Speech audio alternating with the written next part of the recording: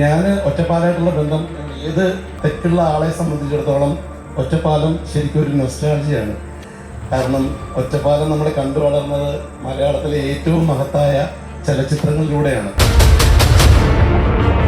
മുതിർന്ന ആളുകൾക്ക് വേണ്ടത് ഇത്തരം സ്ഥലങ്ങളാണ്. അവർക്ക് കൂട്ടുവേണ്ടത് സമപ്രായക്കാരായിട്ടുള്ള ആൾക്കാർ. ഇപ്പോൾ തണൽ പോലെയുള്ള പ്രസ്ഥാനങ്ങളുടെ പ്രസക്തി അതാണ്. അതുകൊണ്ട് തന്നെയാണ് അരുൺ വന്നിട്ട് എന്നോട് ഇതിനെക്കുറിച്ച് സംസാരിച്ചപ്പോൾ ഞാൻ കൂടെ നിൽക്കാം എന്ന് പറഞ്ഞത്.